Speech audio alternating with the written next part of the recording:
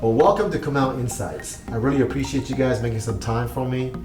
It's afternoon. I know the Astros are playing, the Yankees are playing, but for you guys to sit here with me and talk a few more minutes with me about what you guys do as teachers, I really do appreciate it. To kick this off, why don't you introduce yourself to our audience? There will be about 2 or 3 people that will be watching this, perhaps. Maybe more. Hopefully your spouses or your moms and your dads will watch this as well too. So tell us about who you are, how long you've been teaching, and how long you've been part of the Oak Creek Elementary School, this team, okay? Would you mind starting? My name is Kelly Flores. This is my 18th year in education, but I've only been with Comal ISD for 3 years here at Oak Creek. This is my 3rd year starting at Oak Creek. Okay, great. All right, Kelly, thank you. My name is Julie Bridges. This is my 8th year teaching. I've been with Comal for 7 years, but this is my 2nd year here at Oak Creek Elementary. Right, you came from Rebecca Creek, I remember. Wow, it's 7 years, right? Or 8 years now. I was hired the same year you were I hired. know, that's awesome. That's awesome. I'm Marissa Sandoval. This is my 5th year in education, and I've spent all 5 years here at Oak Creek. Great. So yes, Okay, that's all where I right, started. excellent. And I'm Cody Ream, and this is my 11th year teaching and my 5th year here at Oak Creek. Wow. Wow. Okay, good. All right. Well, you guys have a great, tremendous amount of experience. So I just want to kind of get right to it. Tell us how you guys design lessons. What's your thoughts in terms of how to make this? How does this team work? Okay. Would somebody want to talk about that in terms of how this team works? I mean, meaning like you guys meet officially once a week, I would think maybe. So how does that work? I can speak to that. We are departmentalized, so we usually pair off in our content areas at least one time a week where we focus on creating the lesson plan, going through the unit map, really digging in and diving into what we're going to be teaching. And then we also meet as a team all together and collaborate because we can, reach that cross-curricular need that way. So you guys are divided into that content. So Yes. talk about that a little bit in terms So- of what that content specifics are. I teach math, and then Marissa Sandoval is part of my We share part. students. Yes. We are also missing a teacher on our team. She's not here today. She's out sick. And so Marissa teaches. Hopefully she's not at the baseball game. If she is, then If she is, I'm a little jealous. yeah, me too. So Marissa is reading, writing, and social studies. And then our 3rd teacher is science. No, you're not writing. She is science and writing. Okay. And so we're a team of 3 and we rotate kids throughout the day together. And then you guys rotate kids? Yes. So 2? So it's a Yes. 3 by 2. Yes. Yes. It's kind of what's known in the vernacular, right? Of Yes. education. 3 We by grew 2. this year. And that is new for us because last year we were a 2 and a 2. Oh. So That's how we had been for And quite the a reason while. it's about 3 by 2 because more kids in the Yes. We've we have grown. increased enrollment here. yes, So perhaps even next school year could be back to 2 by 2, it right? could be, or it could go up to 6. 6. Yeah. 2, 2, and 2. Yeah. So the content meetings, is that good or bad? I mean, how does that work? It's so who do good. you meet? So you guys meet together or no? No. You meet with your content. I meet with Kelly Flores. She's the other math teacher. And then these two. And we meet together. And then you guys meet all together. Yes. Yes. And we also constantly meet, I feel like. I think it's very unique and special because Cody and I can collaborate on our content areas, whereas Julie and I can collaborate and talk about our kids, and it's more like maybe some behavior needs we need to talk about, reaching out to parents, things like that. So I love it because my previous school district, I was not departmentalized. So I love having someone else to talk to about my students, and I love having someone else to talk to about the content and what the planning part of it. So do you find that to be two distinct things? To be Yes. able to talk about strictly about content, and then the result of that is lesson design, lesson planning, perhaps. Yes, But then a meeting separate completely about kids. absolutely Two different. different Yes. worlds. And both very valuable, I feel So like. we text all the time, honestly. Like, even after school, we're texting. And this is my first year to be departmentalized. I've been self-contained my whole career. So this has been an interesting learning experience. I really love it. And then, I also was in 2nd grade last year here, so I have some of the same kids again. Kids. So it's just, and so is our other teacher that is not here with us. So we have a lot of insight on kids from last year. But we're in constant communication about our kiddos.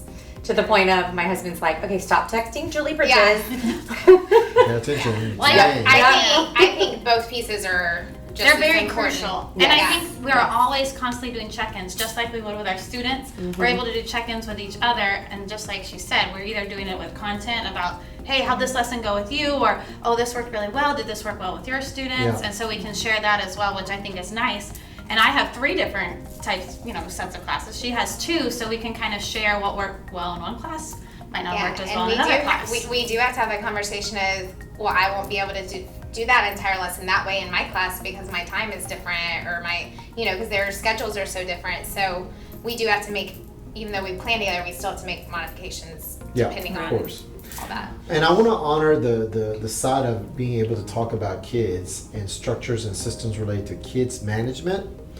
So, but just tell me about the time commitment related to these meetings. Like, how is one more than the other officially when you talk about meeting about kids versus content by any chance? I mean, is there a difference between the two? I think it depends on the week. Does it? I think it depends on the unit we're on. I think it depends on what's going on in the world around us with the kids and their needs and behaviors. So it's a kind of it's an ebb and flow. Give and It's back take. Parent and forth. conferences, like right now, parent conferences. So we've been meeting a lot more to get ready for those, and but yeah. equally very valuable Yes. in terms Yes, of they the go work. hand in hand for sure. 100%. And like our content plan, I mean, we usually meet at least every Tuesday and we talk about what we're going to be doing the next week. So that's kind of our set in time date that we're going to be talking content wise. And then Wednesdays we have our CTCs.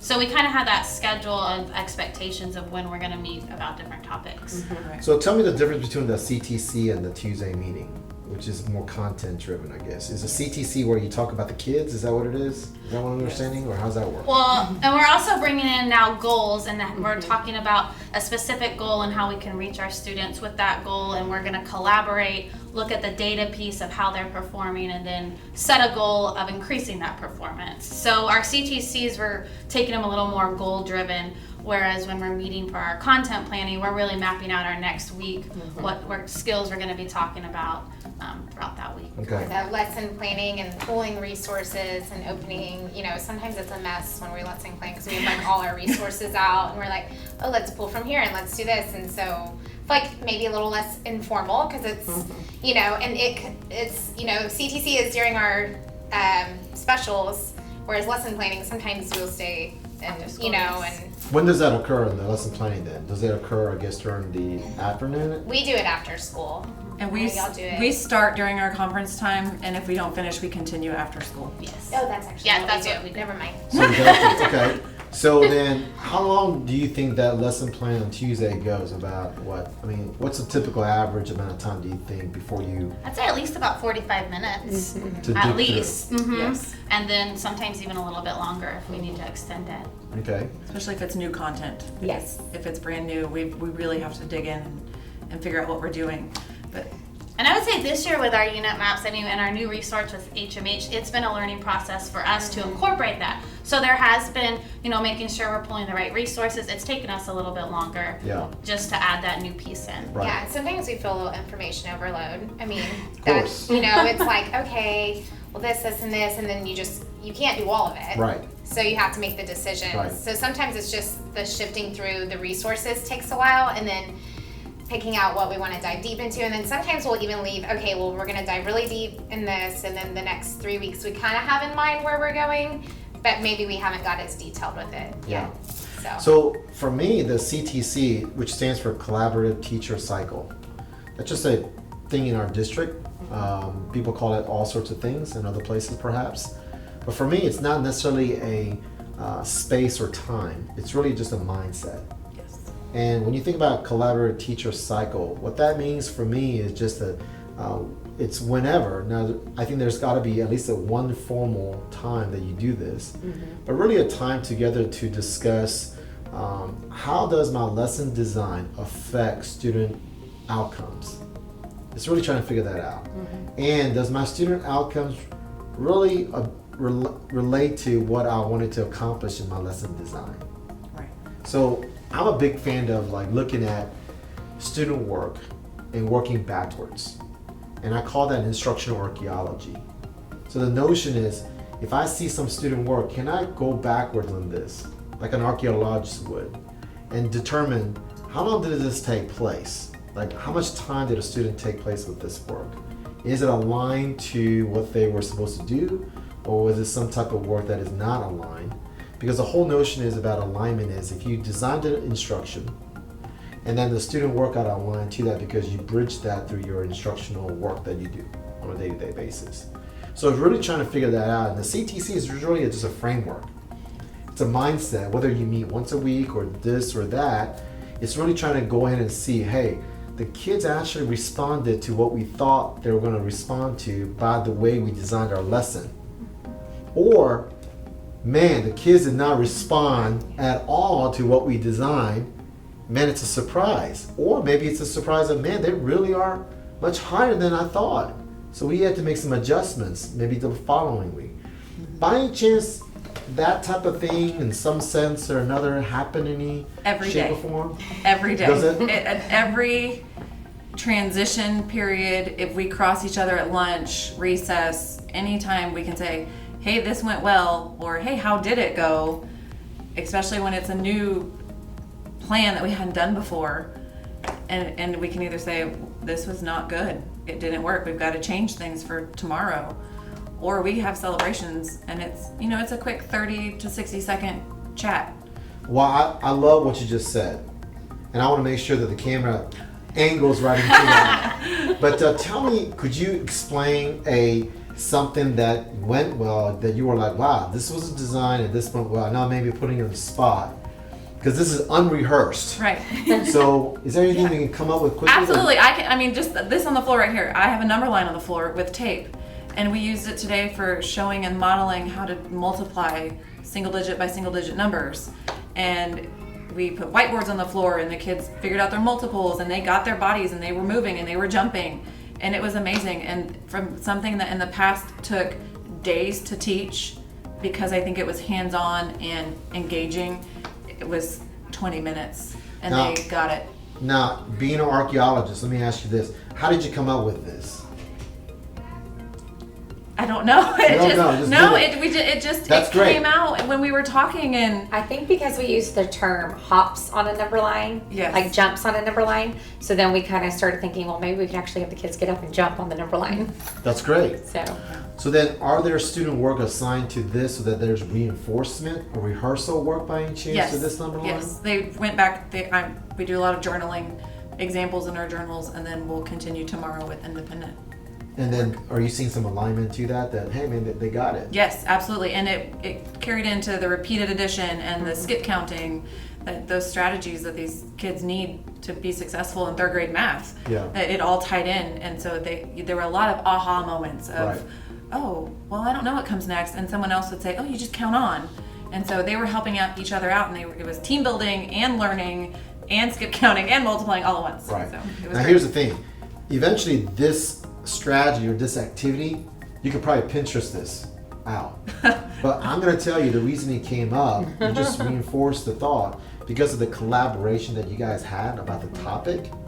It's just natural to say, let's do it this way, right? Yes. So I think that's what teaching is about. I think it's hard to do that by yourself. Absolutely. And so I think if you do it together with people that are like-minded, that can get along well, you guys got each other's back, then these things happen probably all the time. Yes. Now, you talked about making adjustments because things did not go well. Right. And my assumption is that a lot of teachers don't want to talk about the failures because, man, trying to admit the fact that you fail with kids, that's kind of it's heartbreaking. Right.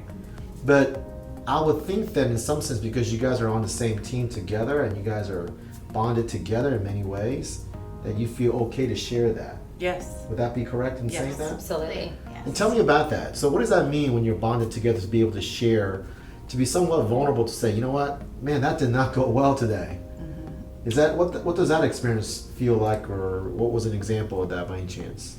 I can speak to that. Coming from where I was, when I came to here to Oak Creek and to Comal, I definitely felt like the expectations were higher, and I kept thinking, there's no way the students are going to be able to do this. This is going to be really difficult. When I came here with the whole critical writing component, I was very worried about that. But then when I would collaborate with Cody a lot, and she would tell me, and we would have some very candid conversations, and she would tell me, Kelly, you have to trust the kids. They're going to be able to do it. They're going to be able to do it. And eventually, I did start seeing that, especially with the engaging. I think our math lessons are engaging. So that engaging lesson, when she said it led into the teamwork and the repeated addition and the skip counting, then leads into the critical writing. Yeah, but it took a partner to kind of Absolutely. reinforce and kind of Yes. give you that confidence that it's fine, right? Yes. You have to be open-minded. Yeah, and I actually had a big, this year, my T-test goal orders rubrics, and for their critical writing and their response journals, the first week I'm like so excited. I told them, put your post-it on the one I'm grading. I'm gonna take them a home grade, and it was just like empty journal, or didn't have that accountability piece, and so I was so mad. Like, I was mad at myself because I was like, I modeled it, like, why? So then I created a rubric, and we went over it, and I showed the kids. So now every Friday, the kids pick the response journal that they want me to grade, and they actually grade it. They self-evaluate, and they give their grade. And I was very surprised how honest they were, like, because one of them is staying on task, they put, I think this is a grade I earned because I worked really hard and I showed my reading thinking. And one kid was like, straight up like, yeah, I didn't stay on task. I'm gonna have to work on that next week. And so then I take my pen, and a lot of times I agree with their grade, which has been really interesting. So in the past I've used the rubrics, but it was just very teacher, and I did it. And now I'm putting it in the kids' hands.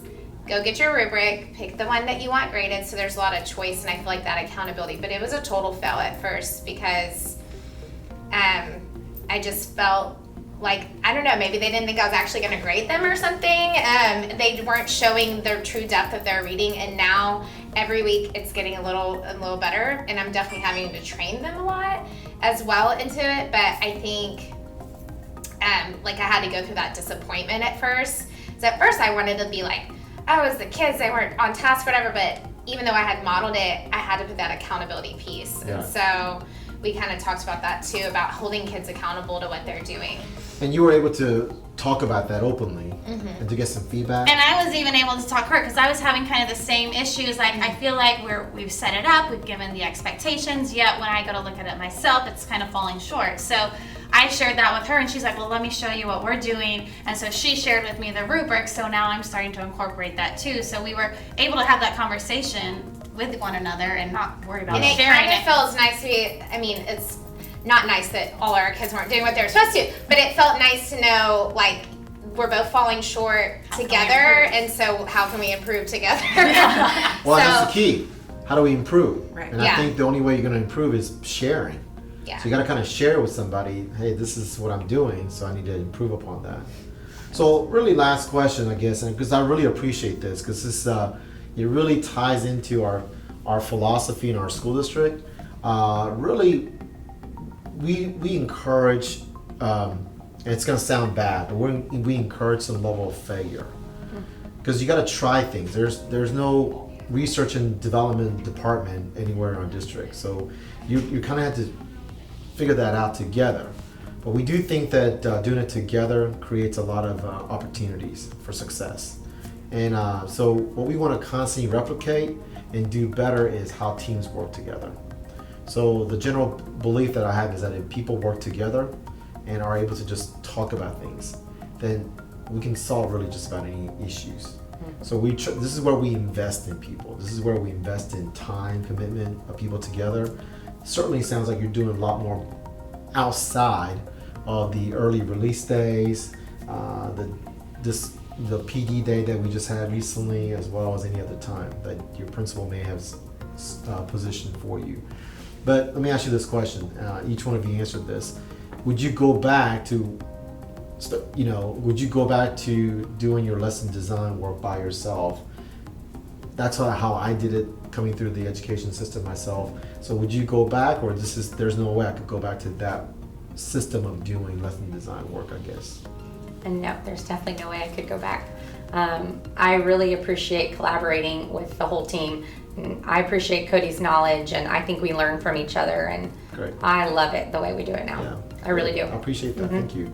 Judy, what do you think? I I love it too because I get great new fun ideas and like even just mentor texts. Like she's given me a few books I'd never even heard of. Where I'm like, where have I been without this book? So just sharing mentor text or ideas, even if it's not even academic. Sometimes it's parent-teacher conference or open house. I mean, we always have more to put in our toolkit. So. Did you guys come up with that mentor text, or is that something that I'm missing somewhere? Is that from some book or something? Mentor text is what you call a text that you learn from, like. Is that right? It's a reading. Yeah, it's a reading thing. Is it? Yeah, it's kind of a big deal. Now you can throw it out there. I gotta cut this out from the video. Okay. I could not do it without them. Absolutely not. I learn from every single one of them every single day. And I couldn't imagine just sitting in a room by myself and planning. I think I would go crazy. And the emotional support too, because Absolutely. teaching is a hard job, and we have to like lift each other up, give each other grace where it's needed. And It's a tough business. It's a tough work. A lot of people don't understand that. Cody, what about you? I would not change it. I mean, it goes back to the old saying, there's no I in team. Right. I mean, it takes all of us. It takes a village. Good. We're better together. One last question. I was thinking about this. I apologize for that, but what is one thing that you do regularly that binds a team together? Talk.